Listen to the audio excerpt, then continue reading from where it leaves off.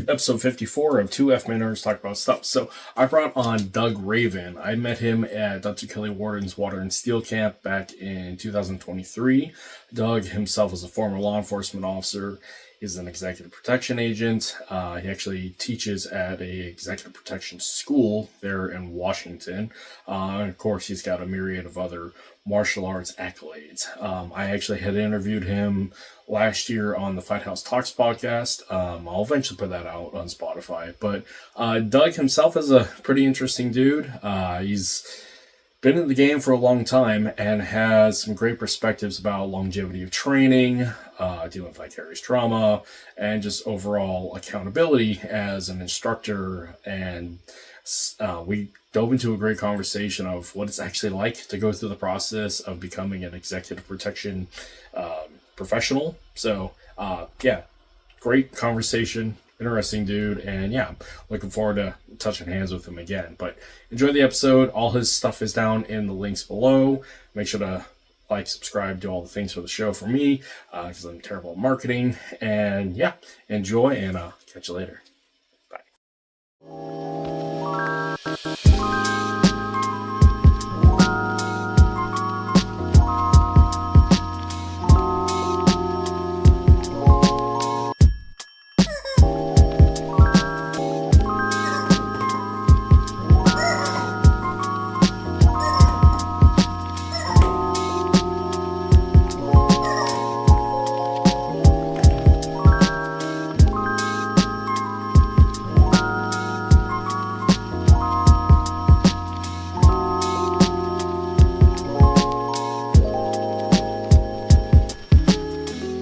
Doug, how are you doing today, sir?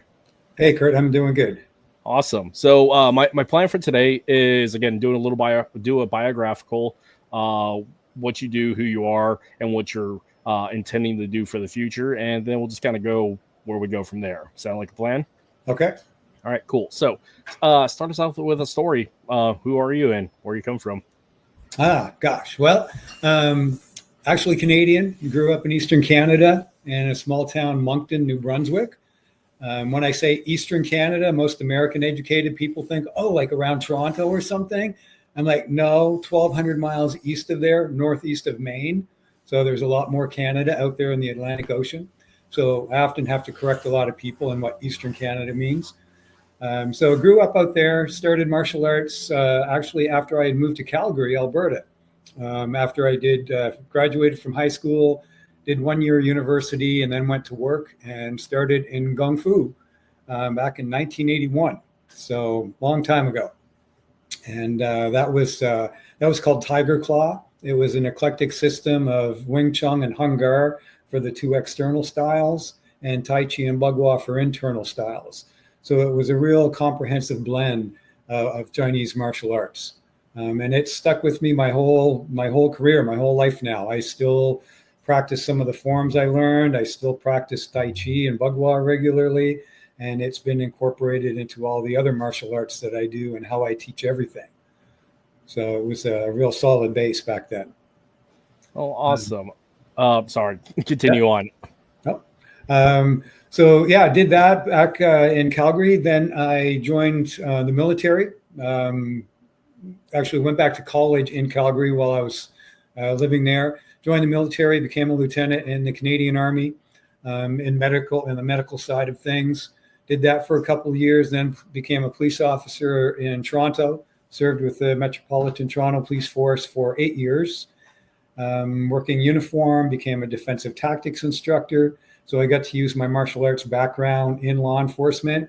It really helped me get into become a DT instructor, firearms range officer, trained with the SWAT team, a bunch of other stuff like that during my time with Metro Toronto. And then over the last, many years, I've dabbled in martial arts, spent some time in other ones, got a couple of black belts here and there, and just really followed what my heart, what my intuition said, like what I want to learn, how I want to learn it, how it works for me, how it works for my body. I'm not a traditionalist in any way. I don't have a particular style or system. I kind of follow Bruce Lee's philosophy. take what works for me and leave the rest for somebody else. Brazilian Jiu-Jitsu, Russian Sistema, some Filipino stuff. My first Filipino teacher, seeing that we're on an FMA podcast, was Rudy Cosico in Toronto. And he called, his system was Cinco de Mano, 5 hands, 5 fingers, I guess. It was a serrada based. So it was a primarily short stick, 2-stick shorter sticks. So our sticks were like 20 to 22 inches as opposed to some of the 24, 26, 28 ones that you see in some styles. So it was a little bit shorter. We did a lot of butt pummel work, that type of thing. Mostly 2-stick or 1-stick, 1 knife. So that's what I learned, how I was introduced to Filipino martial arts back in Toronto. And then dabbled in it here and there. Like I said, met you at Kelly Warden's. I've done a little bit of the modern Arnest stuff. Worked with Chad Bailey a little bit. So yeah, that's it on the Filipino side. Not really particularly deep in there on that side of things. And then BJJ, of course, everyone does some BJJ here and there. Muay Thai, kind of the modern sport martial arts stuff, just to make sure that my striking and grappling and everything were up to par. But most of what I like to do is I just call it modern combatives. And it's taking empty hand, knife, stick, and firearms, modifying it to fit into our modern world, into real life scenarios and situations, and just training that. That's what I've been doing for the last several years as far as the martial arts go. And I've incorporated that into now my full-time job, actually, at the moment, is training security officers in officer safety, defensive tactics, de-escalation, emotional intelligence, all that kind of stuff to make sure that they're safe out there in the real world during their job. Oh, wow. Let's go back a little bit. Short summary, but as another veteran to one another, thank you for your service. I had a great opportunity to work with the Canadians when I was to the Alaska National Guard. We were teamed up with a armor battalion, so we did annual trainings with them all the time. So I love working with the Canadians. And come to find out, like the majority of my FMA friends, they're from Canada anyway. So like, that's awesome. Oh, nice. Yeah. So everyone who's worked with the Canadians seemed to like the Canadians. Yeah, you guys are so polite. They're just, they're sorry, didn't mean to. Want a beer? Yeah. So also tying into law enforcement as to what you're doing now with defensive tactics. Got flakes happening here. Law enforcement obviously is different for wherever you are at, period.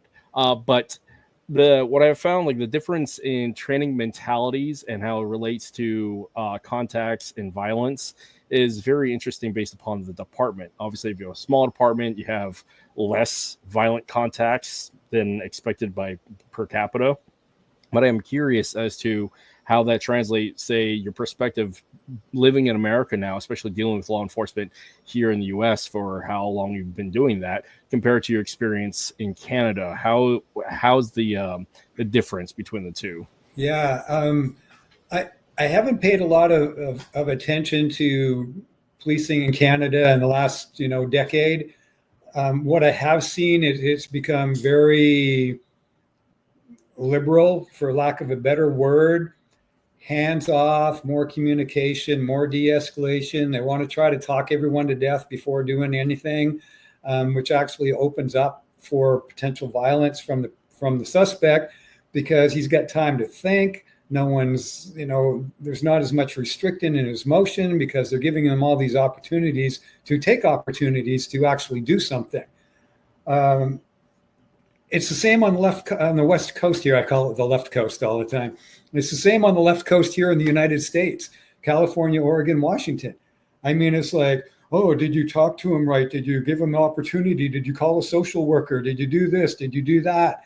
And so it's watered down a lot from the physical components so that it meets the needs of the public and what they think should be happening out there in the real world.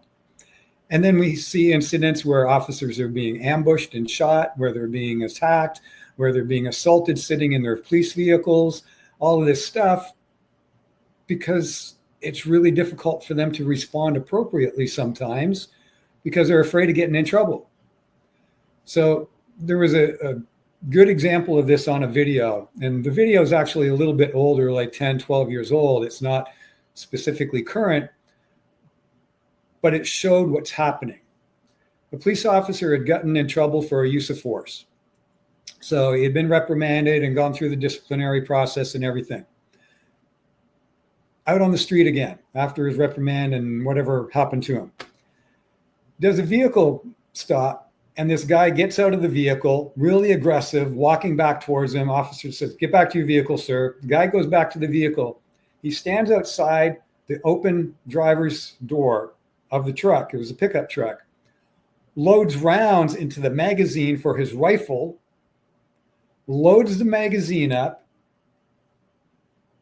primes the rifle, puts a round in the chamber. The officer told him 9 times to drop the gun. He points the rifle at him, shoots the officer. Only at that point did the officer respond with physical force by shooting back. The end of the video is the officer gurgling to death, lying on his back behind his police car as the suspect walks up over him and shoots him in the head again. That's unacceptable. This mentality of treat everyone this way and do this and do that, and communication skills are superior and everything. Yes, to a point they are. But then you also have to give permission to act, and to act appropriately to save your own life. And I think the incidence of officer involves officers getting shot, officers being killed and everything are on the increase. And part of it is because of that mentality.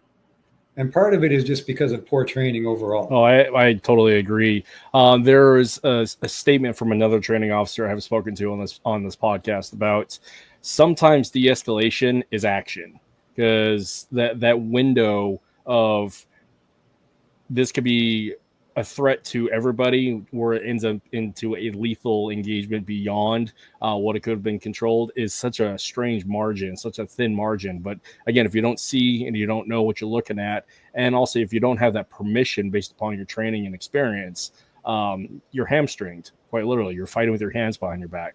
So yes, verbal de-escalation, we talk about that as a soft skill, but sometimes that soft skill it has to be a hard skill, but that deciding to turn the switch and turn it into the hard skill, that part, again, policy on departments is a big deal about that, and also just cultural shift. And yeah, especially with the whole defund the police mentality here these past several years, I've seen that shift as well, even my small town of 5,000 people. Yeah, it's unfortunate in some ways. Some of it needed to happen because the communication skills and the de-escalation and the emotional intelligence 20 years ago, that wasn't there. But now it's gone to the opposite side, where now that's the prime. So we need to move back to some level of balance so the officers have that knowledge, but they also have the permission to take action. Kind of the difference between what's happening in Florida and what's happening in the rest of the country.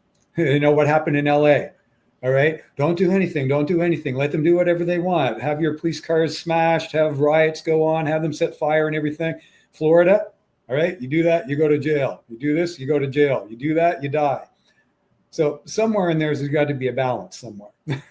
Oh, yeah, absolutely. The culture, the risk-averse culture when it comes to law enforcement or just any agency that has to deal with contacts with humans has been a real hazard and danger for everybody, not to mention just for law enforcement in general, because not having the back or not backing them in governmental policy and social policy as to saying, hey, their job is to protect and serve, and we also give them the authority of a badge up to lethality if necessary, but we also give them the authority to go through those critical thinking skills of upholding the law, standing to and doing all these things that is necessary to protect everybody around. But I also think that, like, again, back to training, part of that culture of hamstringing our officers is this issue of like not having the funding to teach them these things. And this is where I find it, having law enforcement instructors like yourself who have all of this experience is really important.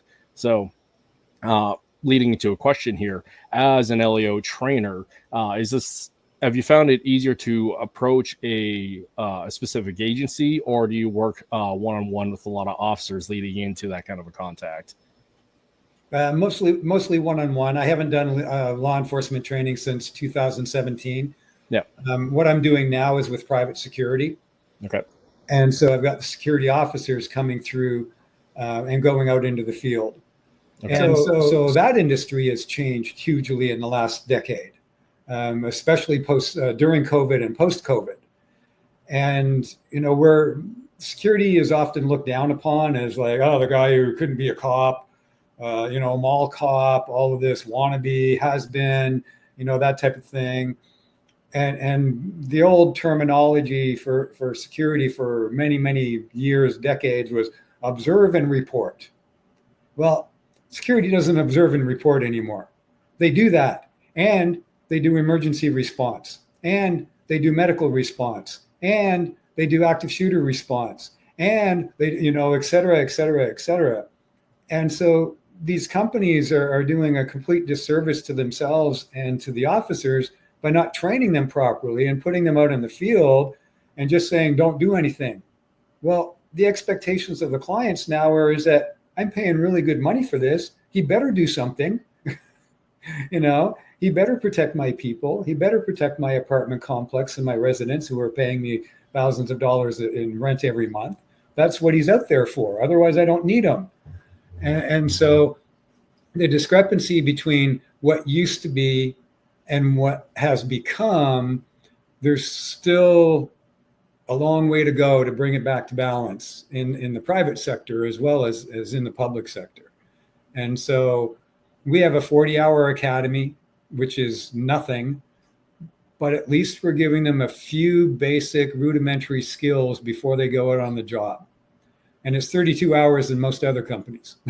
Again, that's better than a weekend seminar, because in certain industries, you can become an instructor, a fully certified instructor, over a weekend seminar. So at least with 40 hours, and especially if it's committed barracks style, like you're there all day, every day for 2 weeks, I mean, you're getting that immersion camp. And the thing that I find beyond that, and it's just with anything in the remedial training, is how much time do these individuals take out of their day to continue on their both their hard skills and their soft skills after they've gotten the certification.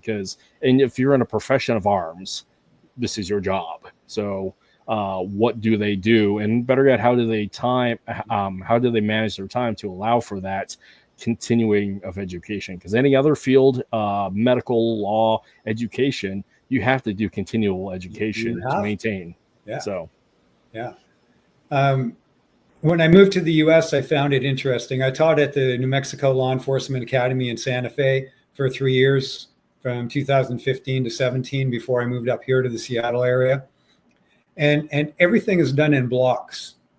So the whole 16-week academy was broken down into like 1 week or 2 week blocks of information.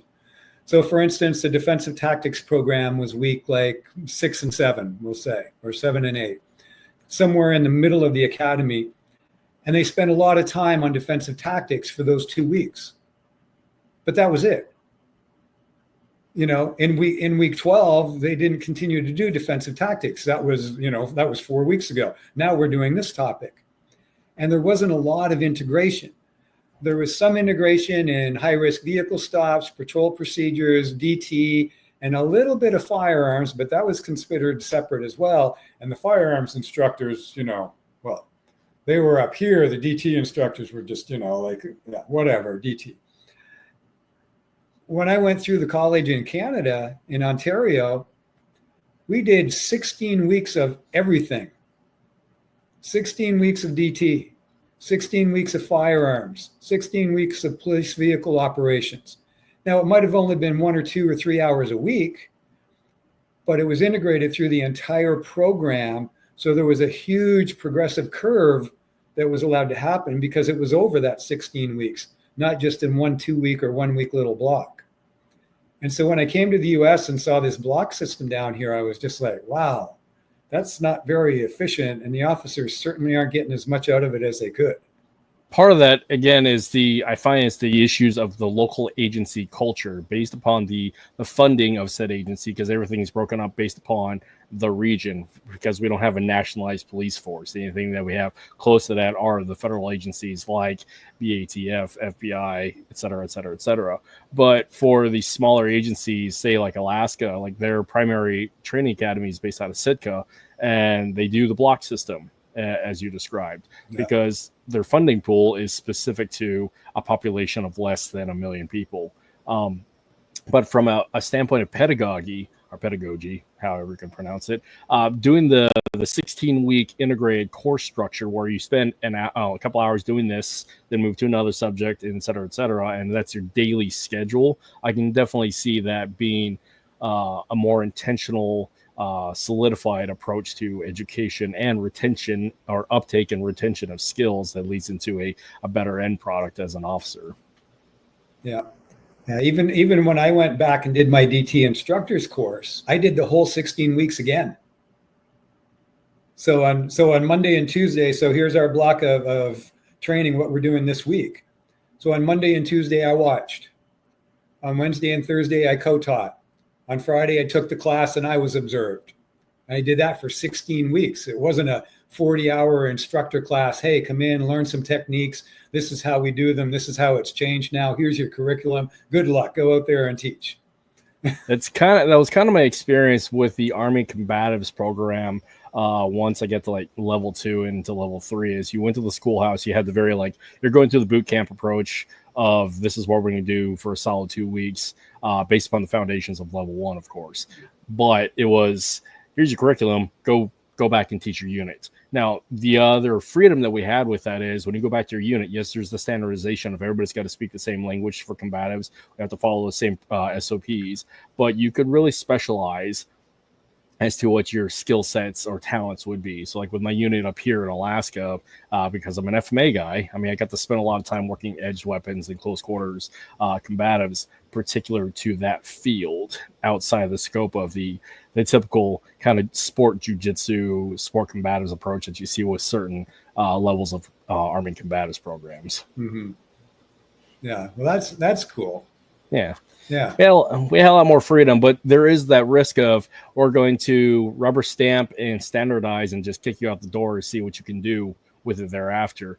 And yeah, I wonder with taking the initiative and the training regimen and making sure these departments get up to snuff, because like Seattle area, there's quite a few, there's a large agency there to work with, and you have people like Greg Hanunami, who is a phenomenal instructor in his own right, and has also taken his the initiative to make sure that this training is there and available. But that's one guy in a very large pond. So my hat's off for those who take the initiative to go after that. And it sounds like, and I know from you've taken your initiative to doing so. Yeah.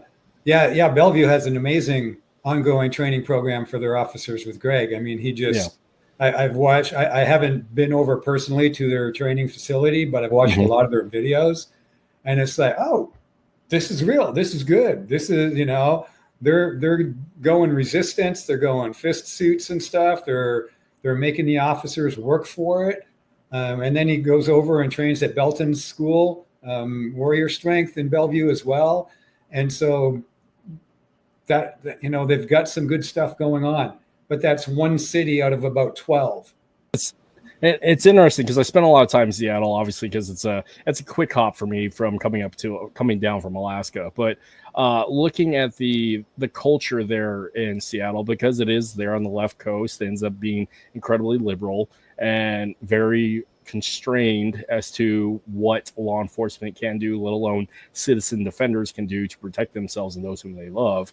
The culture in dealing with use of force is really tricky to navigate, especially with a community that has so much there available, both federal agency plus military that's there, plus combat sports, and not to mention like on the offside, the high level of criminality there. So you would think there would be, I mean, there's a high level of training and expertise, but it seems like politically there is such a again, a hamstringing and hand tying behind their back when it comes to dealing with those things in places like Seattle. Yeah, I again on the private sector side of it a little bit more, but I worked for a contract company for a government agency in Seattle for a month. That's all I could handle, right? Around Christmas and New Year's time.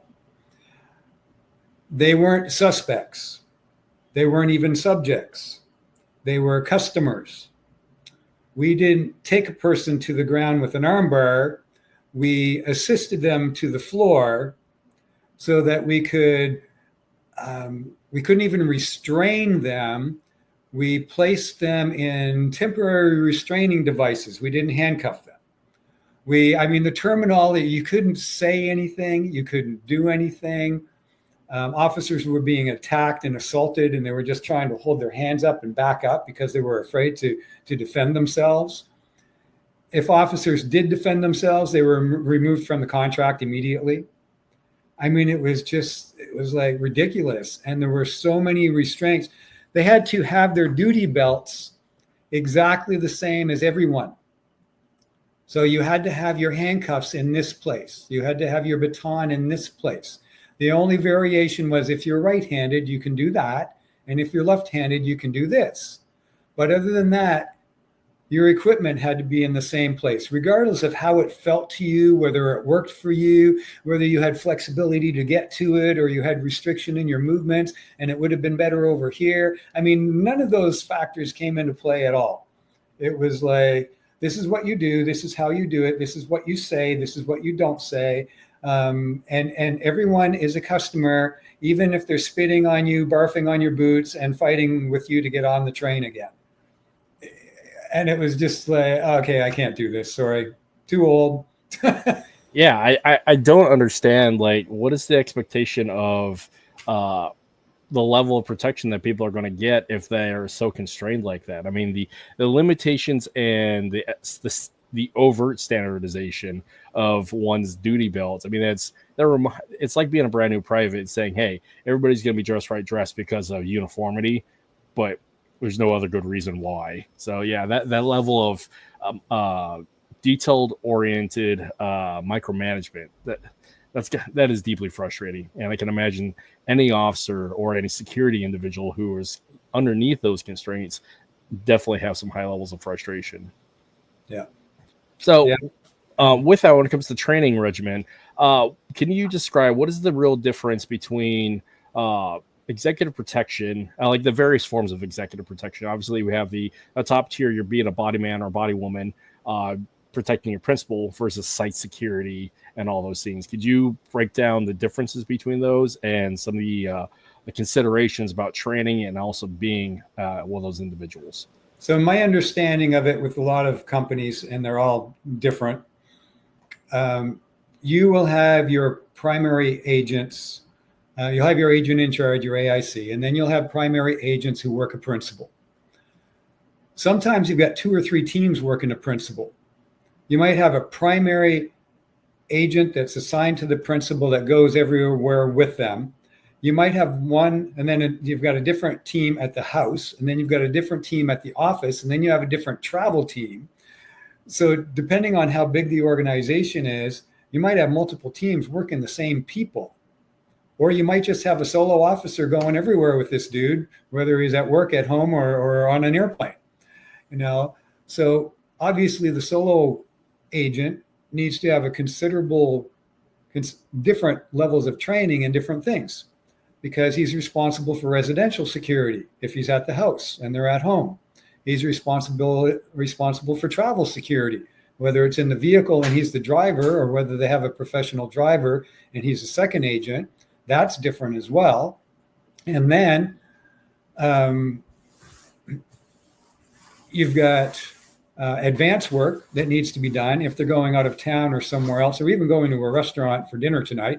Someone needs to go do an advance, a potential advance on the restaurant, find your routes of travel, ins and outs, Second, primary, secondary, tertiary routes in vehicle and on foot. So you've got a whole bunch of different training that is done at different levels. And then you might have residential security people who have no EP training particularly at all, because they're just sitting in the SOC and the Security Operations Center watching computers and videos and responding to alarms because a door went off, or they saw something move on a camera, so someone needs to hop on the four-wheeler and go to the other side of the estate and check that out and see what it was. So the training can be quite diverse. Deeper into that question, or more of a clarification on that question, when it comes to, there's different levels of force, obviously, and the use of force is particular to the municipality. But as a executive protection officer, you guys dance an interesting line between a citizen defender and law enforcement, and you guys have how can I describe this? You have a specific rule set that you can operate within, up to the levels of lethality, but you're still not law enforcement. Can you explain what I'm trying to muddle through here? So in Washington State, EP agent is the same as a security guard. That's it. You got an armed security license. You might have an armed private investigator license, or you might have an armed security guard license. So you are just a civilian. You have no more rights. You have no more anything than any Joe citizen walking around, except that you're employed by some rich person. So if I'm working a detail for a principal and I'm armed and there is a lethal threat against that principal, just like anyone else in any other environment, I can engage lethal threat to suppress lethal threat, okay, or lethal force to suppress lethal threat. If it's not lethal, then hopefully I have some other tools. However, my primary job as an agent working the principal is to get them the hell out of there and not engage an attack unless it's right in your face, and that's the only thing you can do. Otherwise, it's move, this way. And if you're working a team, then it's someone else's responsibility to engage the threat while you're moving the principal to a secure location, whether that be the vehicle or back inside the restaurant or back inside the office building, shutting it down, going into lockdown, or whatever that might be.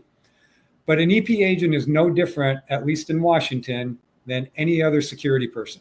It's the same licensing or private investigator. Okay, so it's so it's on the same level of saying doing site security for a hospital, banks, armored truck, that kind of, you're on all on that same level. As far as licensing, yeah, and as far as use of force, so the legislative law in Washington are RCWs, Revised Codes of Washington. RCW 9A.16.020 is our use of force. So in the use of force, I may use force to help or assist a public officer under their guidance. So a police officer is getting his ass kicked, I'll go in and help him out, okay? Especially if they ask. I won't necessarily wait to be asked. I'll just go in and say, do you need my help, sir or ma'am? And they'll say, yes, help me. Boom. All right, you got help. All right. The second one is we may use force to arrest someone who has committed a felony in front of us. So you got to understand what felonies are. You have to know which laws are felonies and what that is, and you must observe it. So we can use force to do that. Subparagraph 3 is we may use force to protect ourselves or anyone else as long as the force is justified and reasonable and necessary. So coming into that terminology all the way back to Supreme Court, SCOTUS, Graham versus Connor for case law, as long as the force is reasonable and necessary given the totality of the circumstances, you may use force to protect yourself and others all the way up to lethal force if necessary. Okay? All the same rules. It doesn't matter what the job is, whether you're standing guard at Walmart or you're protecting some ultra high net worth individual. Which is really helpful because there's, again, as you said, executive protection or just security. There is the stereotype that comes about when you're dealing with people who are not law enforcement but still do the duties of security. And so being able to explain there's more than just the rent-a-cop. And especially when you have highly skilled practitioners of martial arts, people who came from law enforcement, people who came from the military. I can't tell you, I mean, within your own circle, like the number of high caliber military people that are involved with executive protection, but they all have to start somewhere. I've known a number of law enforcement officers that work at our local hospital and deal with the site security because it's a natural transition from retiring, and they're still maintaining their skill sets. But again, explain to the general audience as to like here, it's more than just the dude eating donuts staring at a television screen. So, so with that, when it comes to executive protection training, obviously there's a heavy legislative understanding of the laws and everything else. But what are some of the considerations for the schools? Because not every school is the same. Not every school has the same standard. And for somebody who's looking to get into executive protection, what are the things to look for in choosing a good school? So there's such a huge variety out there. You can do a weekend class. You can do a 1 week, you can do a 9-day, a 12-day, a 1 month, a 3 month, and probably a 6 month out there as well. You can go to Europe or the Middle East and Africa and learn all the high speed, low drag shit you want to learn, multiple rifles pointing in different directions and rolling your Humvee over and, all kinds of stuff. Or you can just go to an American based one and learn what happens here, which is usually unarmed intervention to protect the principal mostly from embarrassment, stupidity, and doing something that they're going to put them on the news the next day, like that dude at the concert with his secretary. If he had an EP agent, the agent would not have allowed that to occur. The memes. I have so many great memes. But yeah, that is a consideration people don't think about is security, personal protection, executive protection is not so much about the external threat. It's that internal threat to themselves by doing stupid shit. But yeah, that's a great example. Perhaps, sir, you shouldn't pick up this 21-year-old at the bar, but back to the training itself. So there's ESI, EPI, Lasosa and Associates, Select International. There's a guy out of Phoenix. I can't remember the name of his school right now. There's schools all over the country. The problem is, what's their source? It's the same as anything else. So one class, you might have a guy who's former military and worked for DSS in a foreign environment, non-permissive foreign environment during the war. Is that really who you want to learn from if you're driving a Google executive around Seattle? Maybe, but how many of those skills are really going to be transferable? He's used to working in 3 vehicles, 5 to 6 team members, non-permissive environments with rifles and handguns and whatever else and stuff going on, where bombs might be exploding and stuff. Let alone the logistics that support them. Right.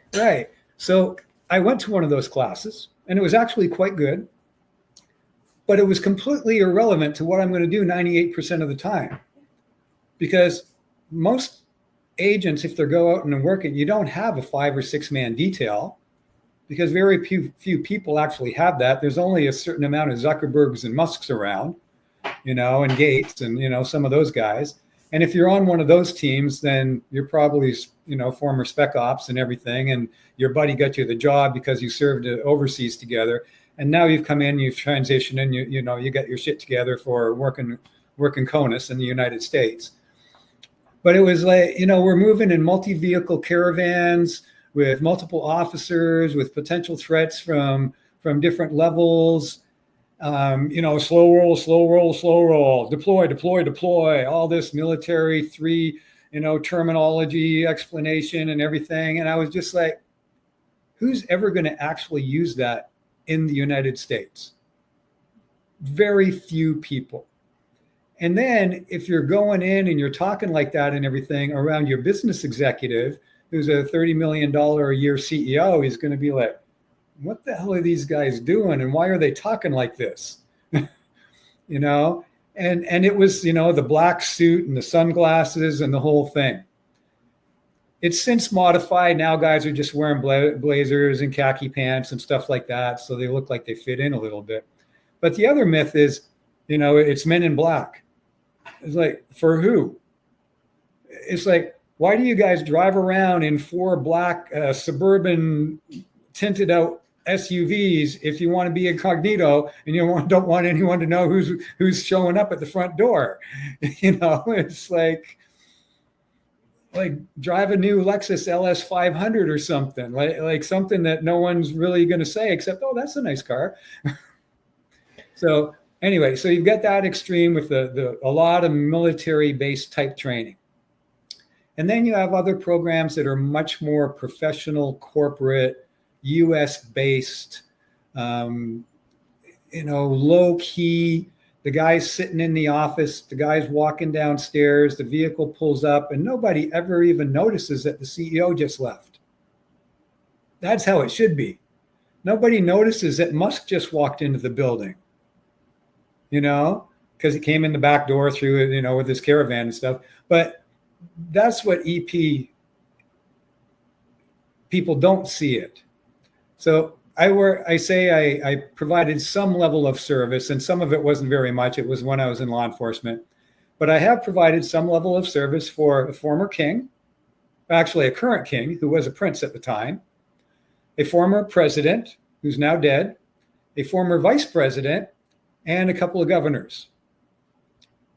So the prince at the time, I was in a kind of a middle perimeter area. So I got close enough to see him. I could have waved and said hi if I had wanted to, but not close, you know, not his inner perimeter. The king, I was standing beside at the stage. So I was like, oh, that's cool. Nice to meet you, Mr. Mandela. That's who it was. The governors, you know, just vehicles are pulling up at the state capitol complex, make sure there's a clear walkway and stuff, and that their team can move in and out, and that there's a place for the vehicle to pull up and there's no one parked there. You know, that kind of stuff, but getting to see the teams moving and moving around. Then the vice president we worked with for 3 days while I was visiting here in Seattle. Moved him from hotel to conference and out to dinner and stuff like that. Nobody would have known that we were even there. And that's how it should be. You know, not these, you know, oh, I can tell that's a, you know, oh, 6 SEAL team members just walked into the lower lobby of the building, you know, and that's what they still look like too. I mean, it's the whole, we want to not present soft targets. We want to have a good force projection and profiling. But what a way to put a target on your back when you got everybody in their Oakleys and high end tights and all these things. Because again, you're doing the absolute opposite of the quiet professional in the background, the person who's all the eyes but is not being seen. Like, yeah, I think the mystique comes around is, again, with the GWAT. I mean, 20 years of combat, there has been a lot of people who've seen combat and bring back those skills, and executive just protection of assets and principles is a big part of that. Yes. But everybody's got such a hard on, excuse my phrase here, but everybody's got such a fucking hard on for the special operations community of like, this is what it's supposed to be. And therefore, like, you see in the way that people go into these executive protection schools, they want to go to basically a special operations summer camp type school and get a certification. Yeah. But in reality, as you're saying, like, that's not what you're going to be doing. So no. It's odd. You're picking up the kid from school, taking them to music practice, dropping them off at home, turning them over to the residential security guy who's just sitting at the gate in a security operations center, watching cameras and screens, making sure no one climbs over somewhere where they're not supposed to be, and making sure it's locked down at night. My current company does an extreme high net worth individual, and we do the residential security for them. It is fucking boring. You walk around the campus, or you sit in front of 20 computer screens watching, you know, like 48 different cameras all day. That's it. Yeah, I did a small stint of site security for a number of banks before I did armed security for trucks before I went on active duty. And man, that was some very boring work. I mean, yes, the force projection of being in uniform with badge and being the visual deterrent, sure, great, but like that was a very boring job. And yeah, it did definitely live up to the mentality of the rent-a-cop look. But again, the importance of that kind of work is, I mean, it's for the site, it's for the protection of the people there. Um, but the real question is, what would one do to actually intercede in that situation? Is it actually called for? Am I legally permissible to do so or justified to engage? So those are all those odd things that at a young 20, 21-year-old going a minimum wage job as a armed security, as a security guard, like, yeah, I didn't think that far because they didn't know. So, and this is where conversations like this is really helpful, is to explain for people who want to get into executive protection or into security work, so they know what to look out for and what is actually something that actually will happen. Because as martial artists, especially Filipino martial artists, we deal with sharp, pointy objects, of course, and so that kind of falls into the wheelhouse of somebody who deals with protection and use of force. But the application of that, the actual usage of that is so small. And again, somebody who has a martial arts background, as many of us do in the military and etc., they find themselves within a series of employment that, yeah, the martial arts side is a small part of it, but in reality is how much does it actually translate to what you actually do? It's not the translation of the physical skills. It's the translation of the mindset of not getting excited, not allowing fear to take over, being able to control your breathing and your adrenaline response because you're confident, you're competent, and you're capable. That's the big difference. That's where it becomes important. That's why I stress every officer who comes through the academy, train. Now, go find a gym near where you live that you'll actually go to, and go 2 or 3 times a week and work on yourself and work on your skill development. Not specifically for your skill development, because you actually might have to use your skills, but for the mindset, so that you won't have to use your skills, because you won't unnecessarily escalate a situation, because you'll be confident in your communication skills and de-escalating. You'll read it. You'll recognize all the pre-indicators. You'll move to a safe distance. You'll take cover. You'll leave the area. You'll call in backup. You'll do, all of those myriad of things that are on the avoidance side before something ever even happens. But if you don't have the competence and the confidence in yourself to recognize those things, to recognize that, yeah, if it does go to shit right now, I can handle it, then the fear comes in, the competence goes away, and now you're a mess. That's when you fail. With that, when it comes to training individuals, especially at your academy, what are some of the things that you train, or better yet, what is your pedagogy and approach to taking a brand new officer and running them through the gambit to make sure that they have the skills, soft and physical, to do the job? Okay, so today, Monday, a lot of administrative stuff in the morning, getting through that, writing their state tests so they can get licensed. All that has to be done as well. This afternoon was defensive tactics and use of force. So we talked about use of force. We present the continuum that is used in law enforcement here in Washington, just so they can have a visual on, when is something appropriate, when is it not appropriate, and how does that fit within a legal structure. Then I have them look up RCWs, look up use of force RCW, look up theft, look up assault, know what the law says, not what your instructor Doug is telling you. Because if you're in court testifying for yourself and say, well, and my instructor Doug said this, they're going to, who the fuck is Doug? Like they don't care who Doug is and what Doug said last year in academy. Why did you do this right now in this set of circumstances? And where's your legal justification? So we go through that. And then we get into distancing. minimum 6 foot distance, 8 to 10 preferable, body blading, hands at center core of body, some movement drills.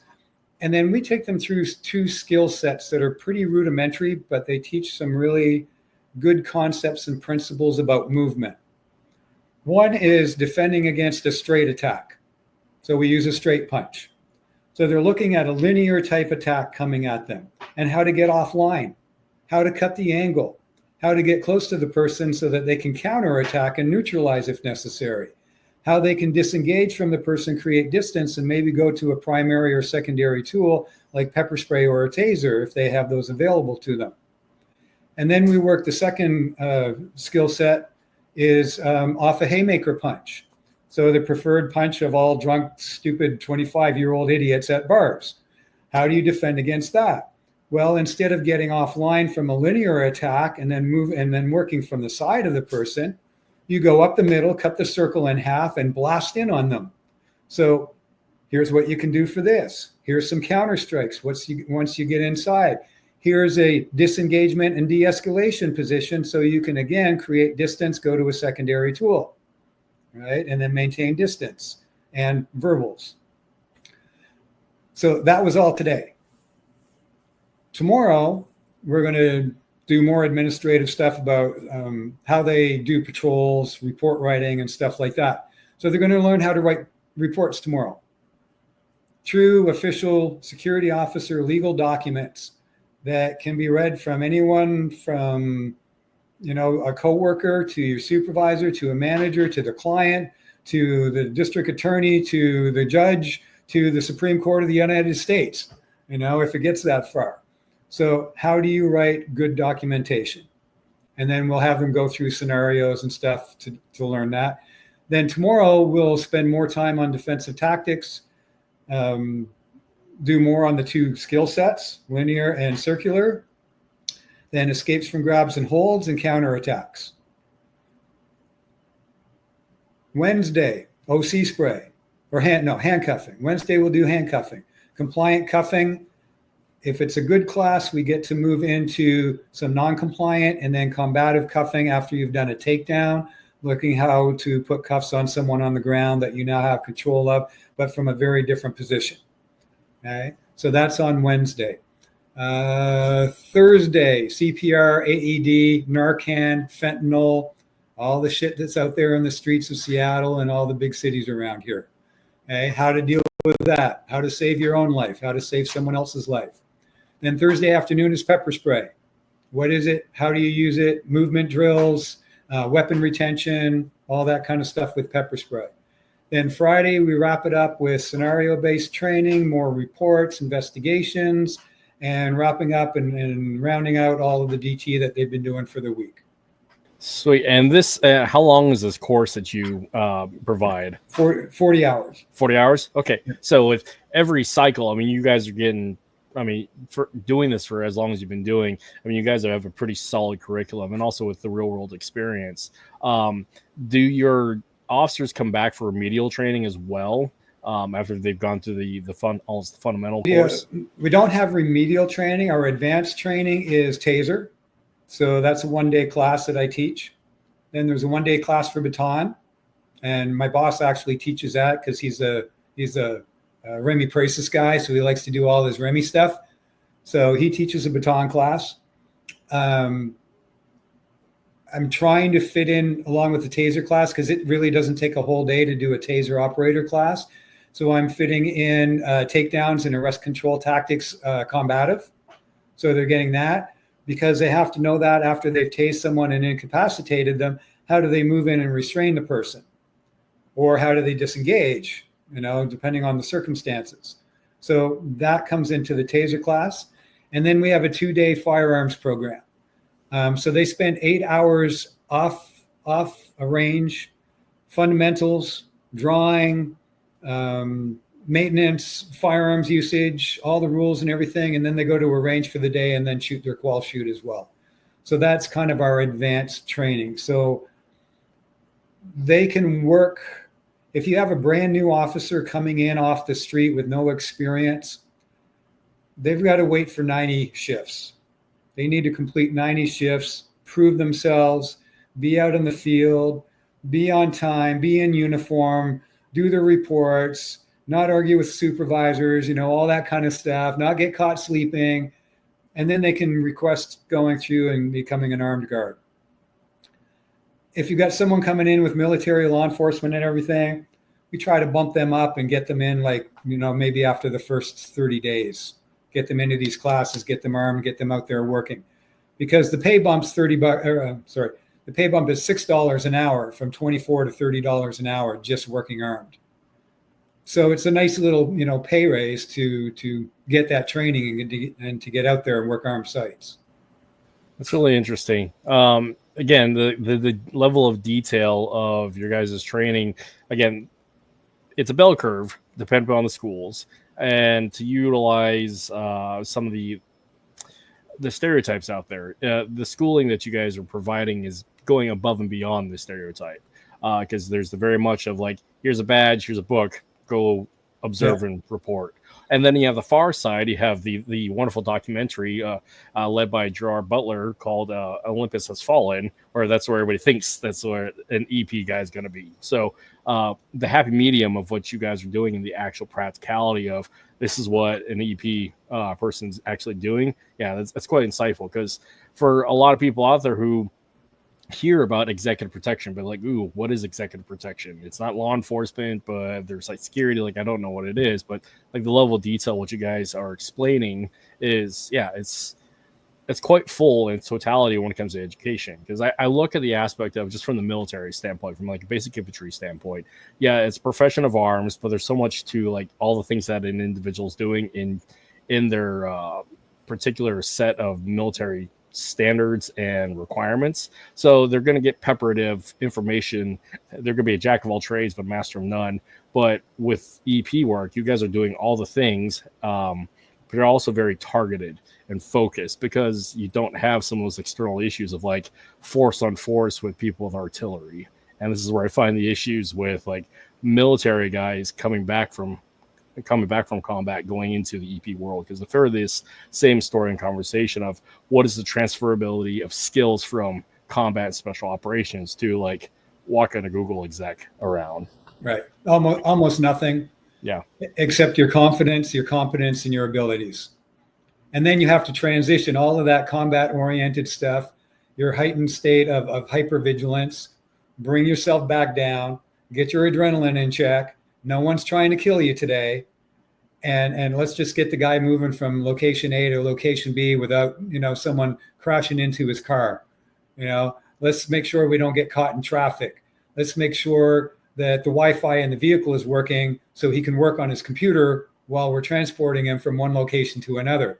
Let's make sure that his extra shirt is in the back, so if he spills something on it at lunch, we got a shirt and a tie and a jacket for him in the trunk. Let's make sure that my shirt and tie and jacket are in the trunk too if I spill something on my shirt. Let's make, it's a completely different, level of what you're looking at and who you're working with. So what I explained to you is basic security guard work, unarmed and armed. If you're talking EP work, you're going to add another week or 2 or 3. You're going to look at driving skills. You're going to look at a whole different set of communication and movement skills. How do you move a principal with no threat involved?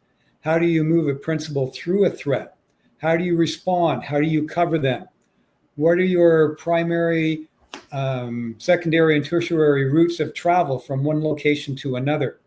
How do you do advances? What information do you need to collect on the advance to know that when you're moving to a different location, might just be a restaurant for lunch, that someone's already been to the location, they know exactly where to pull up, where to park, where they're going to be sitting, who the maitre d' is, who the chef is, who the main waiter is, who's going to be waiting on your client. All of that kind of stuff is all looked at and all considered. Where's your escape route if something happened? Where are you going to stand or sit so you can observe the client, but no one's going to notice that you're there, because you need to be invisible. It's not like in the movies where there's, I mean, I guess it can be sometimes you got your diamond formation and the principal's in the middle and you got 6 guys in black suits moving through the lobby of the hotel. You know, you don't see that very often. Yeah, they got the earpiece and the thing talking to their arm. Yeah. Right. You know, it's like, what's the greatest indicator of someone? A big ear thing sticking out here and someone going like this and talking at their wrist, you know, it's like, so from your security basic training, which is what I'm talking about, what we do every week, then you've got to add in another couple of weeks of specialized training, different communication skills, understanding relationships. You're working closely with this person every single day. They have to trust you and you have to trust them. When you say move and you grab them by the belt and you start shoving them this way, they don't go like, what are you doing to me? They recognize that you're probably saving their life right now and they just move with you. That requires a relationship of trust and understanding and communication. Most security people don't have that, you know, so that's another skill that you have to learn. Most of our security personnel, they have no idea who the client is, and they'll never make contact with the client, and they're not allowed to contact the client. They have no permission to contact the client directly. That's interesting. If the client needs to be contacted for something, they go through their supervisor. Depending on who the client is, that might get escalated to the director of operations to make that phone call. Because this is potentially a billionaire client. We don't want a security guard calling a client. You don't want the private to go talk to the general. Exactly. What I'm hearing. Right. Yeah. Okay. So he goes through the chain of command. And then it might be the owner of the company who calls this client. You know, because he has a lot of we have clients that he deals with directly, and he is the only person that they deal with. You know, so that's completely different in EP work. In EP work, you're standing beside, walking beside, in front of, and behind the client all day long. And you know them intimately. You know their wife's first name, you know their kids' names, you know where they live, you know what color their bedroom is potentially, you know, depending on what your role is. You know all that kind of stuff. So it's a higher echelon of person with a different mentality and social and personal character qualities, I guess, that would be functional in EP compared to regular security working at an apartment complex or an office building or something like that. Your C-suite, to get into the C-suite, you have to be C-suite caliber. Here's another question, going back a little bit. So how often or how likely is it that the team actually trains with the principal as to, like, in case of this scenario, this is the TTP.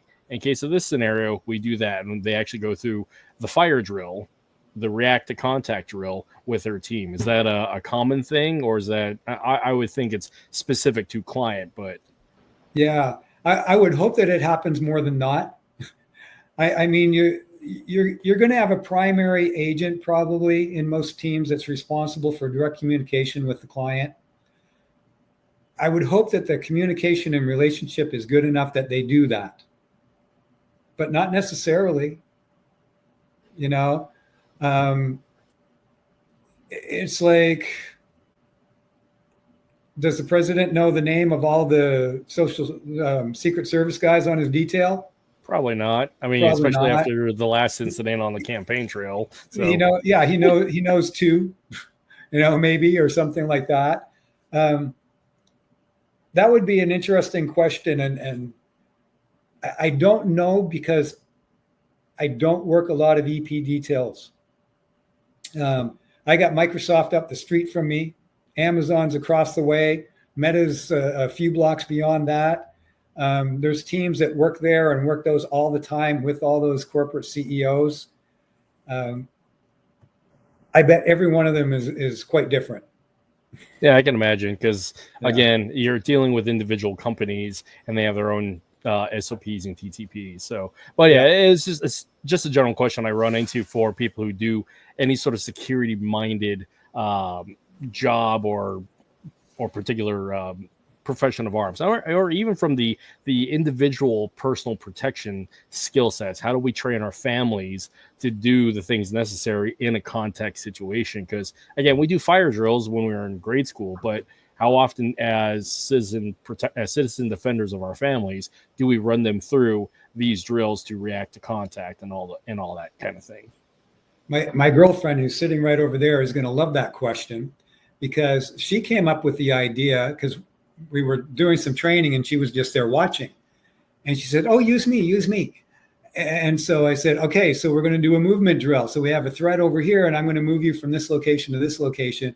Now I might do this. I might do this. I might grab you here. I might duck you in underneath my arm and just move you and stuff." So I demonstrated them all on her. And she says, "That was so powerful. That was awesome. We need to do couples nights." Yes. We can do it at a restaurant or a nice location with tables and chairs and invite couples in and have a glass of wine, and then shit happens. And honey, you need to protect me. You know, it's going to make the women feel safer. It's going to give the guys confidence. They're going to feel like, all right, I'm a warrior, you know, and you know, probably get some rewards for that later on when they get home. And, you know, but it'll help the relationship. And so we mentioned this to a couple of people and they're like, "Yeah, that sounds like fun. You guys should put something together." Did you guys end up doing that? Because that sounds awesome. Not yet. This was just in the last month this came up. Yeah, I can see that actually. I mean, there is definitely a call for that because, again, with all Krav Maga background, there's a lot of like, we're going to protect the family. We're going to screen while mom takes the kids and gets to a car and videotapes and everything. Mm-hmm. But like, that's just one scenario. That's one SOP. And having this other dynamic of a team building exercise with the couple, like, yeah, that's pretty cool. Yeah. I like that idea. Yeah, we thought it was pretty cool. And if we can, you know, set it up in a nicer environment and, mm-hmm. you know, even have snacks and food or something, like make it, okay, you're out for dinner. This is what happens. And then we go outside and say, okay, you're at the mall. This is what happens. And there was a great video not long ago. It was an outdoor shooting, and the mom, how's it being videotaped? I think the mom is on her phone, but she's her phone is looking at herself. So she's carrying her phone with her, you know, may have been on with 911 or something like that. And you can hear all the screaming and stuff in the background. And she's saying, this way, kids, move down the street. See that yellow sign, move there. And I'm like, damn, good job, Mom. You know, like she knew what she was doing, and it sounded like she was getting two or more kids out of danger and down the street to cover in a safe place. I mean, that's good parenting. I remember when I was a kid, because my dad, when he was in the Air Force, did a lot of stuff dealing with the drug war, dealing with counter narcotics, going after guys in the jungle during the 90s. And so we had an EP team attached to us for a little while when he was gone doing trips. But yeah, I remember some of this training of like, this is what we're going to do in case of this situation, this scenario. These are the people that we're going to follow. Here's the commands. Here's the protocol of screening. And it's like at 7, 8 years old, it's like, why are we doing this? Now at 40 and doing this stuff professionally, it's like, I should have paid more attention to it. But then again, like, how can one do that at 8 years old? So trying to translate that to my kids and my wife, for that matter, it's like, yeah, we don't have the context of I'm doing the cool guy stuff in the jungle, chasing after after the cartels, because that's not my life. Yeah, thank God. But the point being is like translating that type of skill set to a civilian aspect is just as, again, as Dr. Kelly says, as a citizen defender, how do I translate that to, again, my wife and my kids when the need arises? And this is where it comes to like scenario training. And I know you're really big about scenario training. So what are some of the considerations of what is good scenario training and what's shit? I'm going to go back to a little story that kind of leads into this. My former partner and I, when we first moved up here to Seattle, we get on a bus in downtown Bellevue. Downtown Bellevue is clean, it's modern, it's new. Microsoft paid for most of it. It's a really nice little core city. So we get on the bus, it's also clean and nice. We go across the bridges, across Mercer Island into Seattle. We get off at Pioneer Square. Holy shit. What world did we just transport to? It smelled like urine and feces. There were people yelling and screaming. There was a group of homeless people right in front of us, and a fight broke out. And I just grabbed her by the arm. I said, "Move, move, move, move." And I brought this hand up over here. I grabbed her by the arm and shoved her that way. We moved off about 20 yards down the sidewalk, and then we turned around and watched the spectacle from safety. But it was just like, just being able to do those things, to recognize where's the threat, where's the safe, where's cover, where's concealment, what weapons are available, where can we freely move to and not be interfered with by someone else who's standing there because they don't know what to do. Do we need to bring other people with us? Right? So you got an active shooter scenario. Hey, active shooter in a mall. Watch the videos. People just standing in the middle of the hallways going like, "Oh my goodness, what's that? That's very noisy. I've never heard anything like that before." And then some guy walks around a corner and puts a bullet in their head. Meanwhile, you've got other people who are yelling and screaming and not doing much else, who are just kind of standing next to a coat rack, still fully visible, so they get shot too. Then the other people, they're through the store and out the back door already in the parking lot before the guy gets anywhere close to them. So that's a scenario you have to run. Where are you? Where is cover? Where's concealment? Where's your escape route? Can you engage? Do you have training? Are you armed? Okay, then you're going to run different scenarios. If you're going to engage because you're armed and you're going to be a citizen protector. Do you just get yourself out, or do you grab everyone else around you who you can? Do you have kids with you? Do you have the wife with you? Is the dog there? Who do you need to get out of there and through that door to a safe place? Are you then going to call police? Did you get a description? Can you see the shooter? Can you, provide further information for their response?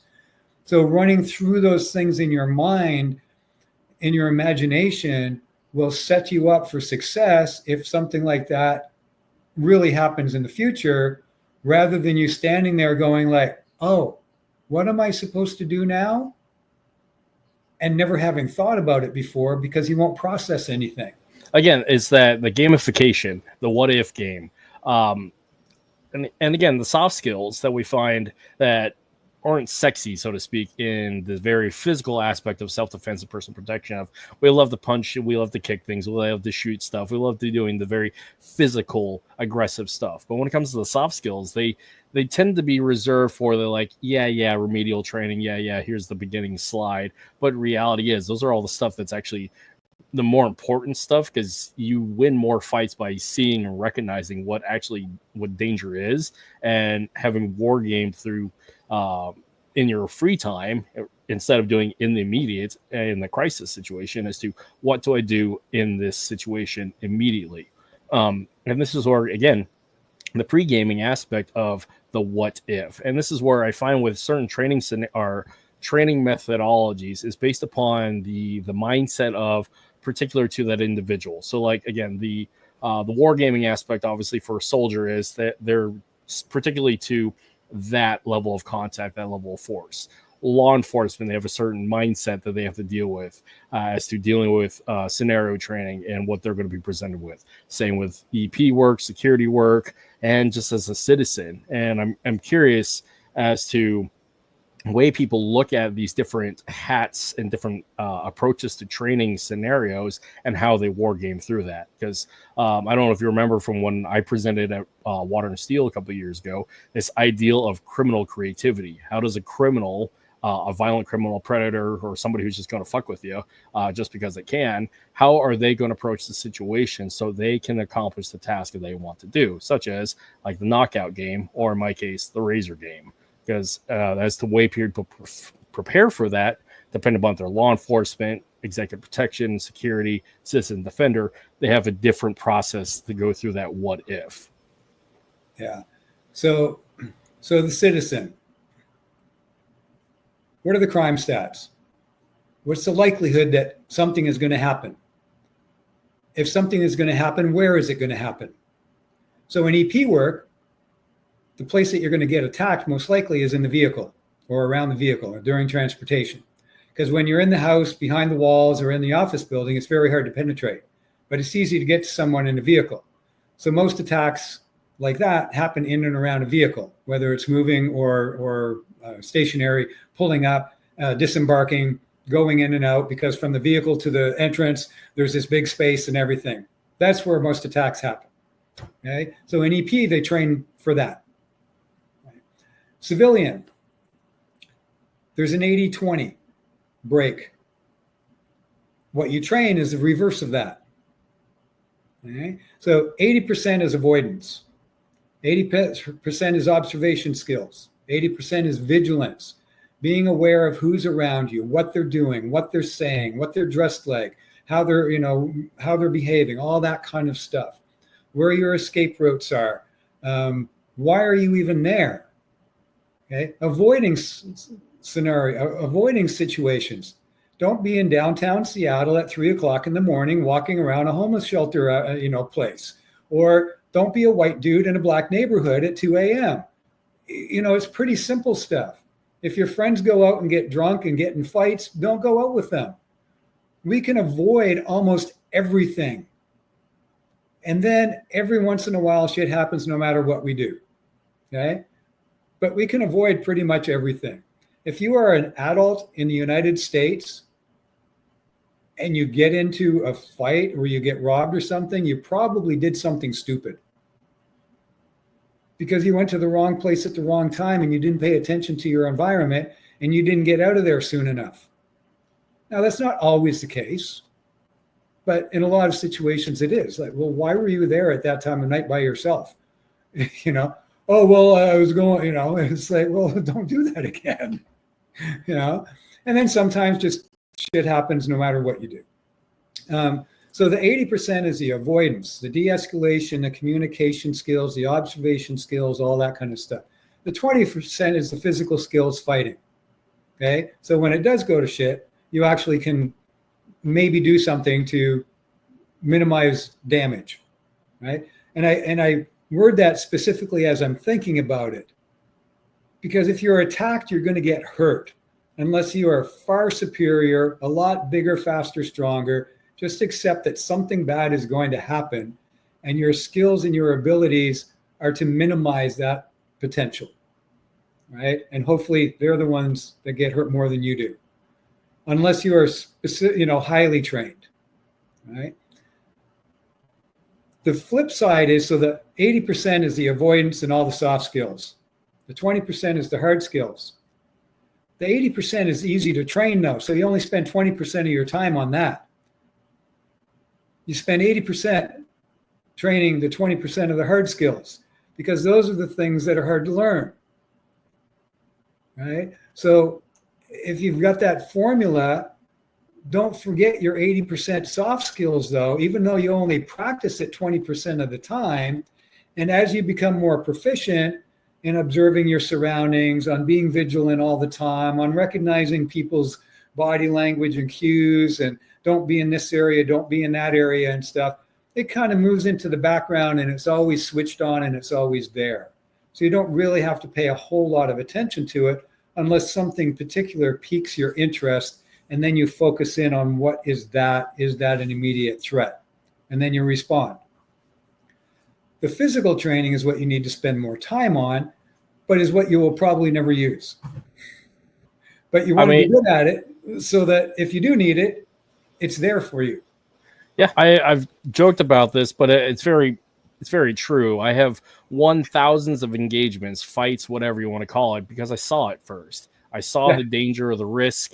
I saw the potentiality of me being a problem. And by being present enough and recognizing who I am, where I'm at, and all these things, I was able to avoid a potentially violent altercation. And again, that's not super secret ninja shit. It's just experience to be able to see and recognize certain things. But that didn't require me to do a lot of physical training. It's just being observant. So.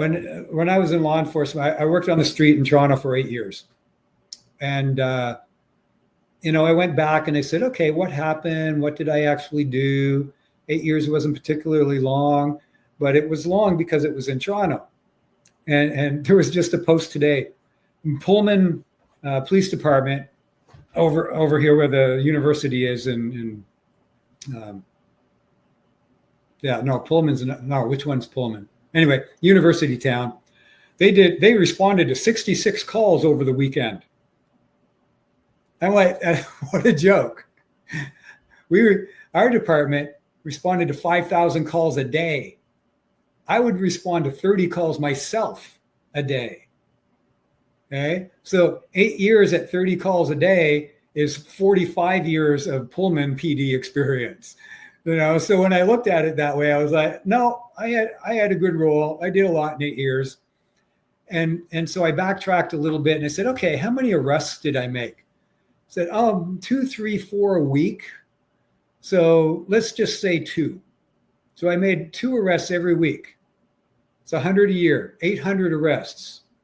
In 800 arrests, I was never in a fight, and I never had to use any real levels of force that could have caused injury because I was tactically sound. I communicated well with my partner if there was a partner involved. We controlled the environment, and we executed everything and did it fast. And we just got it done. So I was never injured. I never hurt anyone. And I arrested 800 people. Sometimes those were just compliant arrests, turn around, put your hands behind your back and stuff, but just as many were not. Wow, that the numbers on that's incredible. Because you go to some of these other places like with the same amount of contacts, and these guys are beat up emotionally, physically, spiritually, all the things because of the levels of contact and violence that they've had to deal with. So yeah, my hat's off to you and congratulations on that. Yeah. Well, part of it was the martial arts background. I had the confidence. I had the competence. I wasn't adrenalized and in fear going into these confrontations. Sometimes I got my adrenaline dump after, and I'm standing there shaking when he's in cuffs in the back of the car, hopping up and down, letting it all get out of my system, but not going into them. So I was confident in my abilities. The younger guys who were getting into fights, getting injured, doing all that shit, they weren't. They didn't have the background. I was also in and out of 2 years in the military at that point. So I also had that level of, that extra training of discipline and stuff. And so all that really helped me.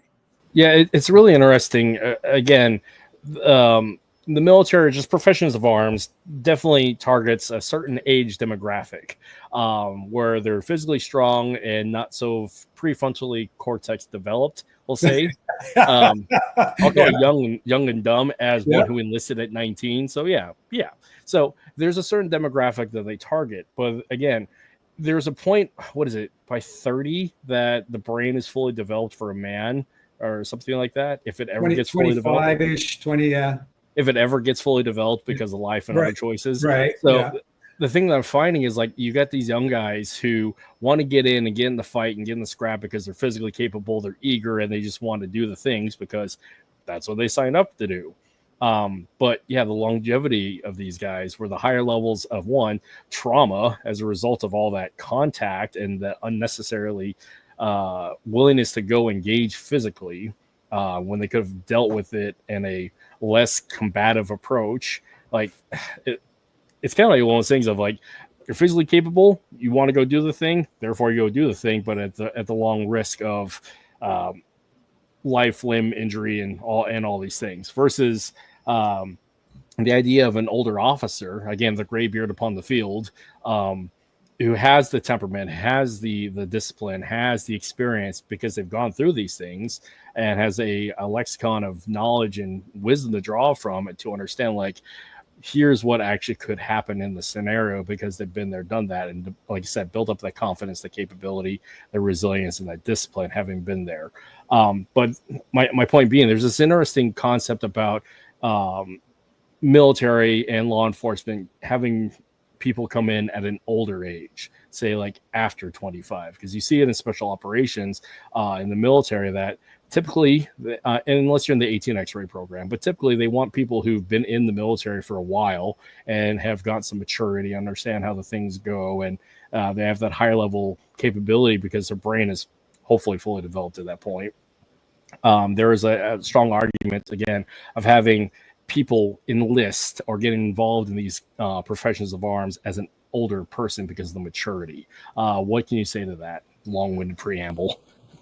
Well, based on my little observations of the spec ops community, aren't most of the people who go in and go through selection and stuff, aren't they already sergeants pretty much? You know, they've already been in for 5, 6, 8 years, something like that, got promoted a couple of times. Now they've proven themselves. Now they're being considered for higher level positions or responsibilities. Yeah. I became a cop at 25. So right there, the 21-year-old, 21's minimum age anyway. So at least you don't get your 17, 18, 19-year-olds like the military does. But you know, your 21-year-old who's still living at home and mom still does his laundry is not going to deal in a violent domestic situation very well because he doesn't know what the hell he's talking about. He's not going to deal with violent conflict very well because he's never been in one, especially the kids growing up today. You know, so I went in at 25. At that point, 7 years of martial arts, 2 years of regular military, transferred to reserves when I went into law enforcement. Already, you know, had moved away out of the house at 18, could cook for myself, could do my own laundry, had been in a relationship and out of a relationship already. So I was already mature. And so I think that made a huge difference in my ability to do the job.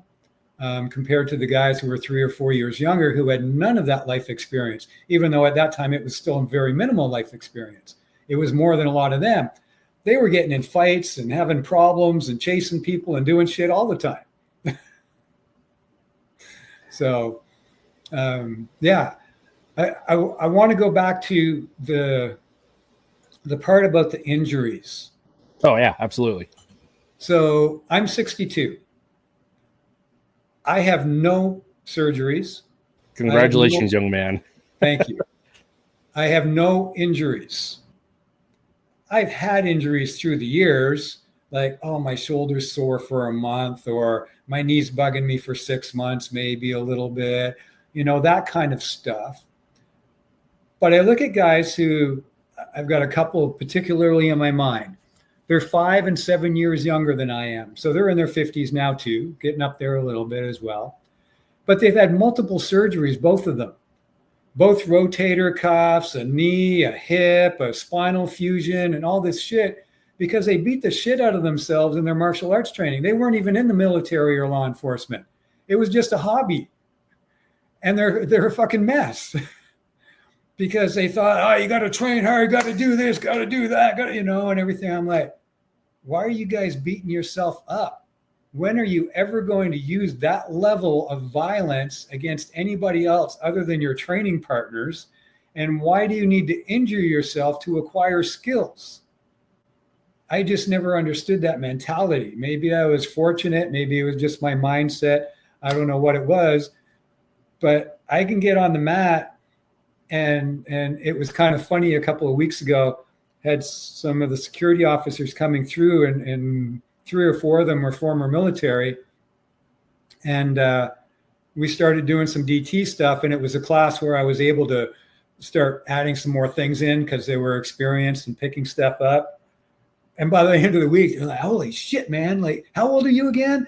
And how do you do that? And it's like, no, I'm not going to mess with you. And and I'm just saying that just because if you take care of yourself and you train to a capacity that allows you to develop, but also avoid injury and doing stupid things, you're going to last a lot longer. It's that 75% rule. You never go more than 75%. You don't run full out sprints if you want to go farther. You keep a reserve. You don't go in, these UFC fighters, every once in a while they will, but most guys, they don't go in and go 100% in the first round.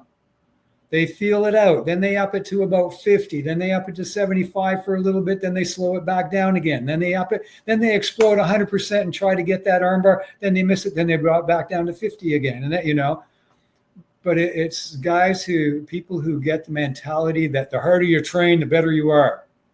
To a point, yes, there's some validity to that. And then you just get fucking injured and now you can't train anymore for 6 months or a year. Yeah, and I find that is one, it's for one, individual. I mean, individual accountability, but two, it's also the community that you surround yourself with, and like the training mindset of that community. Because when you're around a bunch of young bucks who just want to get in there and scrap, well, they're going to up the ante as soon as you bump fists. So Yeah. there's that. And also, if you have a coach who just this is the way they've done it, and it's been the cycle of where we just go hard all the time, that's also the problem. I being on the other end of like all that you described, like my body's thrashed. So because I've had multiple surgeries, multiple things broken, ripped, and torn. I'm dealing with CTE from TBIs, and like I have all the things. I've been shot, I've been stabbed, and it's because I've been doing a lot of stupid shit, plus Army and combat arms, plus professional combat sports. Like I did not take care of my body, and I'm paying for it now. So yeah, I'm on that other end. And how old are you? 40 in November. Oh, wait till you're my age. Yeah. So I'm nursing. So both my knees are buggy. Both my shoulders are buggy. I've had 4 surgeries on my ankle. I've had both tibulas, had multiple stress fractures across. I've had a fibula break. They were going to take my leg from the knee down at one point. I've had multiple rib fractures, hand fractures, skull fractures, been shot, been stabbed. Like I've done some stupid shit in my life, and that's informed a certain thing about my life. But like, yeah, paying for it now and paying for it 10, 20 years down the line is just like, yeah, things don't move really well. So I have to adapt and overcome and like mitigate by not doing certain things. Like I'm not going to roll hard. I'm not going to spar for one, because my neurologist flat out said you got a ticking time bomb. So just stop. So, but yeah, again, and this is coming from like I started really young and kept on going versus somebody who comes in later in life and who has that maturity and less injury, and so they have that longevity. So and injuries are going to happen. I've had broken ribs, dislocated ribs, broken foot, things like that too. That's just shit happens. I'm talking about the guys who just train so hard that they just beat their body up for no reason other than just to train harder and cause their own injuries. I've had my elbow swollen up like this, different things, but I was able to also control it enough that I didn't injure myself for no reason, I guess. And sometimes, it's out of control. I mean, you tear a rotator cuff. But if you go back in there in 3 months after you just had surgery and do it again, well, now you're being stupid. Or the case of like jujitsu, like I make it a point maybe once in a month that I will get on the mat with one of these 18-year-old scary ass wrestlers who are a switch and not a dial. I mean, I'll do it maybe once a month, and then I'll be reminded, like, that's fucking stupid. I'm not going to do that again. But yeah. So if anyone watches this, watches this in the future or gets this far along in our now 90 minutes or something and stuff, take care of yourself. Think about the long term. Mm-hmm. Getting injured just so you can train harder today is not worth the ramifications and the consequences of 6 months, 6 years, or 60 years down the road if it's not absolutely necessary. I did the law enforcement thing. I trained for the SWAT team. I was a DT instructor for a long time. I've done it professionally, and I've still been able to maintain my health. So injuries, yeah. Inadvertent things, yeah. Fall down, twist something, sprain something, yeah. But also monitor yourself. While we're at that, actually, because we're an hour and a half into this, I'm really terrible about marketing, but let's put up a couple of things here. Let's put up your social media so people can come find this, and I'll just make individual clips off of that anyway. So here is your Instagram page. I don't know how active you are on there, but here we are. Not very at the moment, and we're actually in transition. Okay. So this academy training job I've had for 15 months now. Mm-hmm. And so I stopped teaching regular martial arts classes, civilian ones, because this is a full-time job. Yeah. And so I've been out of the martial arts classes for a year now. Mm-hmm. So, how about your website? Is this still active or? Nope. Oh. So of course I miss it. So I'm getting back into it. So right now the The Instagram page is still up. The Facebook page is still up. Those are still good, but you're just going to see a different name come into them pretty soon. Gotcha. So it's going to change from Eastside Combatives to Enhanced Training Solutions 360. Okay. Because I'm really wanting to get into more on the civilian market at the corporate and company side, and doing corporate trainings for employees, expand my base a little bit, get out of the trying to get one student at a time in a martial arts class, and come at it from a different place. So instead of being localized with Eastside Combatives serving Eastside Seattle, come up with this name of Enhanced Training Solutions 360, full spectrum training, so that we can expand. There's no limitations. We can work security training, civilian training, corporate training, and we're global. The new logo has the globe behind the ETS 360, so that we don't have any restrictions anymore. And we can expand and we can grow and we can do whatever we want with that name, and not having to look at, oh, well, does this fit here and does that fit there, and East Side what, and stuff like that. So is this going to be, so with your academy, this is a physical location, correct? So the Security Academy is a physical location, and I'm employed by a security company. Okay. So all of that training is done through SSNW, Security Services Northwest. So I run their training academy. So that's not my business. Okay. I'm an employee. They pay me well, so I work for them. Nice. The ETS 360 is my business. That's the new name coming out, which used to be Eastside Combatives for several years now. So we've got a new website being designed. We're expanding the programs, going back into civilian training. I'm actually going down to half-time at the Security Academy so that I can spend more time on creating this new business. I live around Microsoft, Amazon, Google, Meta, Netflix, Costco, REI. I'd be silly not to tackle this market. So I've decided to finally do it. Well, that's awesome. So it sounds like that's more of a seminar structure that can plug and play based upon where you're needed, but will you have the intention of opening up a physical location as well? I'm hoping to. That's actually the hardest to run because it costs the most money and is the hardest to market. Yep. So doing the corporate training, there's no upfront cost. Well, there's all your marketing, advertising, website, and everything, but there's no physical structure cost because you go to them. And there's no working and trying to, get 1 and 2 and 3 students at a time. Yeah. You have 30 or 40 or 50 or 100 people that you're in their conference room for doing presentations to. And you get paid for that at that level. Yeah. The civilian seminar route is, I can definitely see the allurement. I mean, I did a little bit of that here in Alaska, but I was also running a commercial school, and that was definitely, as a professional martial artist, that is definitely one of those, like, what does I want to say? Those benchmarks to cross, but boy, was that a painful benchmark. So, and I can imagine it's a similar story for anybody who has the daunting issue of overhead and liability of a physical location. So doing the seminar route, that definitely seems like the way to go. Yeah. I'd still like to get back into a regular combatives class for adults, maybe twice a week, and then just rent a space at a yoga studio or an MMA gym or something like that who says, come in on Tuesdays and Thursdays. You can have the mats at such and such a time, that type of thing. That's totally doable. That was my Eastside Combatives. I rented from a CrossFit gym and just ran my classes out of there. So my overhead was just the time that I used.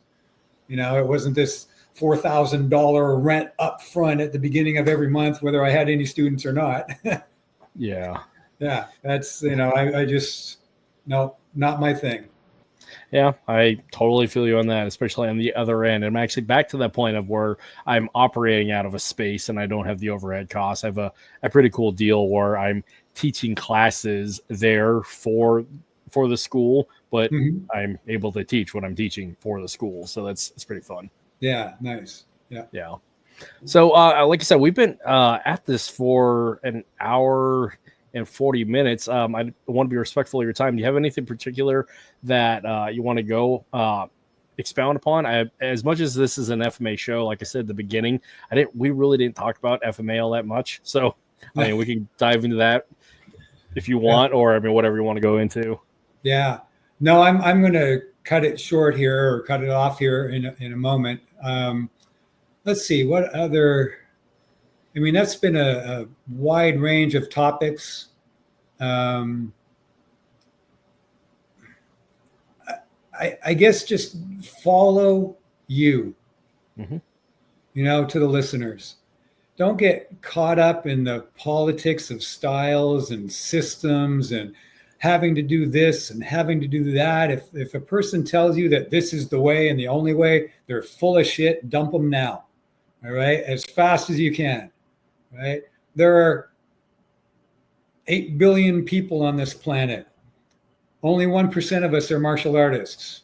So that's still a pretty big number. That's how many ways there are of doing martial arts. Find something that you enjoy. If you like a system or you like a style and it fits your mentality, it fits your emotions, it fits your body, then stick with it. That's great. But don't feel like you have to. You see people in martial arts and it's like, why are you still doing this? Oh, well, because, this is my grandmaster and I have loyalty. Like, why? I mean, if that's part of your personality, you want to be loyal to someone, okay, go ahead and do that. But think outside the box. Don't just do that because of a single reason. All right? People talk about lineage.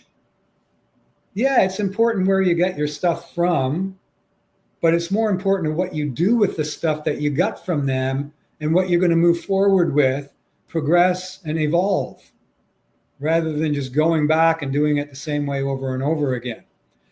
Do I have a lineage with one person or one line? No, I probably got 40, and could I go back and talk about, Richard Morris out of Britain, Alan Saï from France, Mike LaMonica from Ohio, and a whole bunch of other people that you've never heard of before? Sure.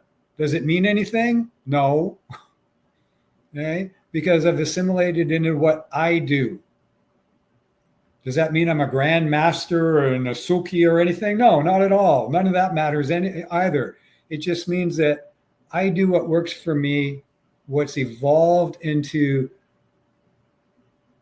my way of expressing myself. And if I'm teaching someone, I try to teach them so that they do the same thing. Let's see if this works for you. No, that doesn't really work for you. Okay, let's try this a different way. What are you more comfortable in? Oh, you want to grapple more. You're better at wrestling. You want to be in contact. Okay, then let's look at adapting this initial response to meet your personality and your body type and your mindset. Okay? Oh, you're a striker and you like to kick. All right, I got some kicking drills for you. Let's work on your kicking speed, timing, and distance and everything. Let's work on target acquisition. So find somebody who can help you with what it is that you really want to be good at, not just have to learn a whole bunch of shit to get to one or two things out of that. All right? I remember going to a Kempo school, and I really liked the Kempo guys, but I had no interest in learning Kempo because it was 10 posters up on the board for 10 different ranks all the way up to black belt with 10 or 12 things you had to memorize on each one of those 10 pieces of paper. So to get your white belt, you had to memorize 10 techniques. Not only did you have to memorize the technique, but you had to remember what it's called, and there are all kinds of strange, weird names. You had to memorize the exact attack and do the exact attack the same way each time, and do the exact defense the same way each time. That's how you get your rank. And then I would watch these guys sparring, or I would spar with them, and none of them did anything that was up on the wall because it was impractical and unusable in a real life situation. So they just did it for rote memorization and gray matter development. And when the instructor, I trained there for a couple of years with them just because I liked them. And he says, why don't you do our Kempo system and stuff? I said, dude, said, see that stuff up on the wall? I can't remember all that shit. I'm too old. I was in my 40s at this time. I'm too old to remember all that shit. It takes up too much gray matter. And so I just continued to train and have fun.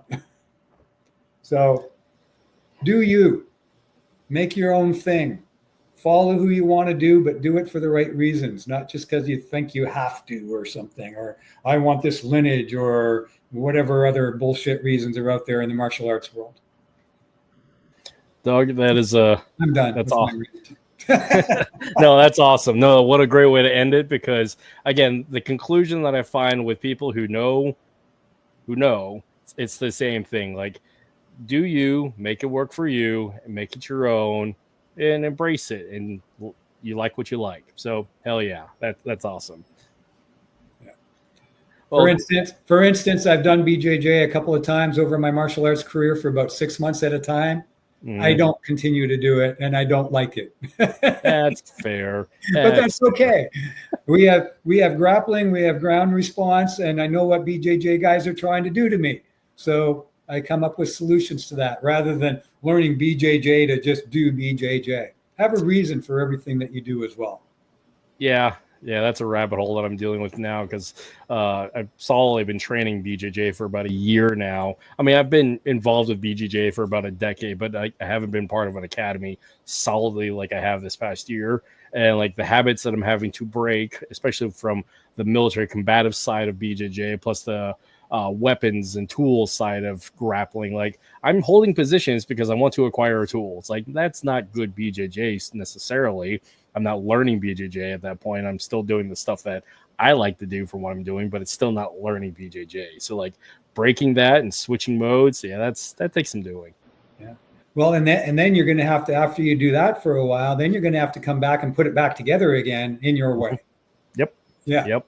So I keep reaching for a firearm or a knife whenever we're rolling, especially when I hold like knee shield or hanging out in side control. But yeah. Well, Sean from Sean from Water and Steel and stuff from Belton. Sean Chewy? Yeah. So I did BJJ with Sean last year for a while. That was one of my several month stints. Nice. And so, Sean wrapped me up in pretzels and tied me up and everything and put a bow on me, Yeah, as one does. They said, okay, let's put a knife in the mix. Mm-hmm. He died. As we do. Well, it was like, and he was like, shit, okay, like now what? So it really depends what you want to get out of your training, how you train and what you put into it, because it's very different. So you got to know what your goals are. If you want to go into BJJ tournaments, awesome. Go in, get some rank and win some trophies. But if you want to know it for survival, then throw a knife in, throw a gun in, have 3 guys trying to stomp on your head. Most of your arm locks, chokeouts, and movements and shit aren't going to work. That is correct. Yes. Right? So then you have to adapt and say, okay, well, what can I take from this? What can I take from that? How can I put this together? Now I have something that might work in this environment and situation. Yep. And again, adapting it to yours. And yeah, with this conversation, it definitely seems, and I know because I've touched hands with you, that you've adapted and made it work for you. And I'm glad and grateful that you continue doing that and being a leader in that regard, to give people, or at least introduce them, that they have the permission to make it their own and make shit work for them. So yeah, congratulations on that. Yeah. Well, thank you. Thank you for your time and the opportunity to be here and stuff. Man, that was almost 2 hours and it felt like it went like that. Yeah, well, again, I'm more than happy to have you back on, because you have such a breadth of knowledge and experience that I would love to pick your brain again. Plus, I just generally like you. And it's a bummer I'm going to miss you this year at Water and Steel, but I'm down in Washington enough as it is that I'll more than likely be able to come and hang out with you at some point. Yeah, do that. Yeah. So you're going to what on the 16th, 17th, 18th, or that weekend?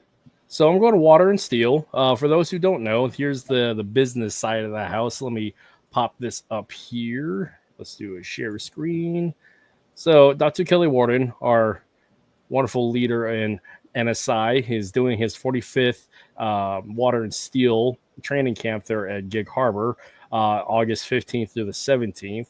Also, this is going to be his last hoorah for this camp because, like I said, he's been doing this for 45 years. Registration is still open. And the best way I can describe what Water and Steel is, it is a conference of like train the trainer, like the elite train the trainer, because like the brain trust that's there is incredible. The wealth of knowledge and experience and openness is incredible. And yeah, that's actually where I met you, for everybody to know. So yeah. Good company. And on that weekend, I'm going to a very different seminar. That's why we're not going to see each other. Bummer. So for those of you who may have heard of Systema, the Russian martial arts stuff, a lot of people think it's hokey pokey and bullshit because they don't understand it at depth. They just see videos on YouTube and stuff that do look kind of hokey and pokey, I will admit. But when you actually study it, you get to understand a very different aspect of it. So Vladimir Vasilyov, who is one of the people who came out of the former Soviet Union back in the early 90s and moved to Toronto when I was a police officer up there, started his Systema school, and I got to meet him back then. Didn't train with him, but have trained through him and through his students over the years. Is coming to Seattle that same weekend, unfortunately. So I'm going to see Vladimir that weekend because I've never really trained with him very extensively, but I really enjoy Systema and what it offers. So awesome.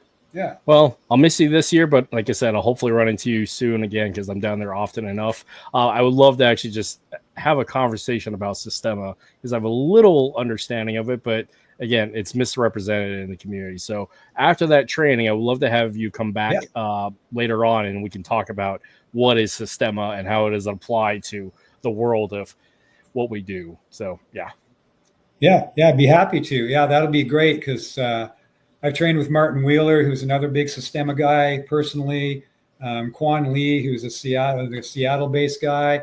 So there's going to be a lot of stuff going on that weekend. I'm sure it will open my eyes to new understandings of things. But I've also been in and around it for about 15 years in different ways. So I've incorporated a lot of the principles into what I do in my martial arts. Even though I might be working stick and doing some Sinawali stuff, I'm doing it with a different perspective and mindset that came from Systema's principles. You know, doing takedowns, doing striking. Striking is very different. But there's some good videos out there about striking out there. And like Jesse Enkamp has done a couple of Systema videos now on his YouTube channel. So there's another guy who does a bunch like that, like Jesse stuff. He went to Vladimir and got hit by him and like, oh shit, this is for real kind of stuff. So when you get it for real, it's like, oh, it looks a little weird because it's different than most of the other, but that shit hurts too. Yeah. I mean, if it works, it works. Yeah. So, anyway. Well, cool. Well, we'll put that in the pit. In the calendar for later on. And again, thank you for the gift of your time to steal a phrase from our brother, Jeff Johnsgard. I'm looking forward to chatting with you and meeting with you again in the future. Best of luck and success in everything that you do. And yeah, definitely stay in touch, my friend. All right. Well, thank you. All back at you as well. All right. I'm going to drop you down and do our outro. And if you want, I'll just drop you down. I'll talk to you in a little bit. Okay. All right, guys. That was 2 hours of awesome. I am going to do a short outro because I'm going to edit this anyways. So goodbye. Have a nice day.